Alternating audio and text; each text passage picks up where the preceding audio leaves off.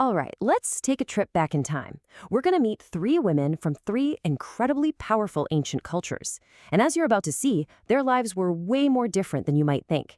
And they really challenge a lot of our modern ideas. So let's just dive right in with a pretty direct question. I know it sounds a little strange for a history explainer, but it's the perfect way to get us thinking. Who would you choose? Just keep that answer in the back of your mind. It might actually change by the end of all this. We're about to look at three totally different archetypes of women. Each one was shaped completely by the unique and powerful culture she lived in. From the battlefield to the home, their roles could not have been more different. First up, Sparta. When you think of Sparta, you probably think of warriors, right? The movie 300, all that. But what about the women? Well, let me tell you, they were every bit as formidable. Let's break down what made them so unique. You see, Spartan women just defied any simple label. I mean, they weren't just physically powerful, though they were definitely that. They trained as fierce wrestlers and even mastered weapons like the bow and javelin. But on top of that, they were expected to be extremely clever and, this is crucial, to take an active part in matters of the state. This was a society that valued both their brawn and their brains. In fact, the source material puts it pretty bluntly. If you've got a fragile ego, a Spartan woman is not for you. I mean, what a perfect summary of their powerful, confident, and maybe even intimidating nature. Okay, now let's journey away from the city-states of Greece and head out to the vast open steppes of the Mongol Empire. Here, a nomadic lifestyle created a completely different kind of woman. The women of the Mongol Empire were, above all else, practical.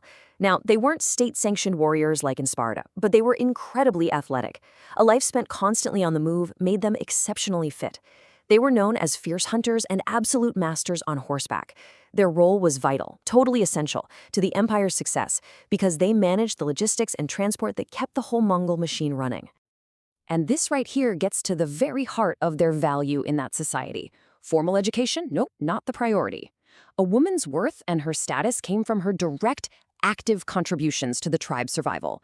It was all about what you could do right then and there to help the group succeed. And now for our final profile, which is a massive contrast to the first two. Let's travel to ancient Rome, a world built on structure, family, and tradition. Here, we see a sphere of influence that is much more domestic. For Roman women, the primary state-approved roles were wife and mother.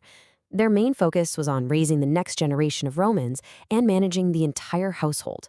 But that doesn't mean they were powerless. Some actually owned their own businesses, like pottery workshops, and many were very active in charitable work. But yeah, compared to the Spartan stateswoman or the Mongol nomad, the Roman ideal was, as the source says, as traditional as it gets. Life was centered firmly on the family and the home. Okay, so we've met our three women. We have the Spartan, the Mongol, and the Roman. Now let's put them all side by side and see just how dramatically different their worlds really were. This table really just lays it all out, doesn't it? For the Spartan woman, her primary role was tied directly to the state, with skills in combat and politics. For the Mongol woman, her role was to support the tribe, with essential skills like horsemanship and hunting. And for the Roman woman, her entire role was centered on the family, with her key skills being in household management. Three totally different societies creating three totally different kinds of women. So what's the big takeaway from all this? Well, it's that there was no such thing as a single, one-size-fits-all ancient woman. It just didn't exist. Her identity, her skills, her power, her purpose, it was all defined entirely by the culture she happened to be born into. Her world shaped her completely. And that leaves us with one final question to chew on. When you see these vastly different roles, the warrior, the nomad, the matron, what does that reveal about our own often unspoken expectations of women today? Something to think about. Thanks for joining me.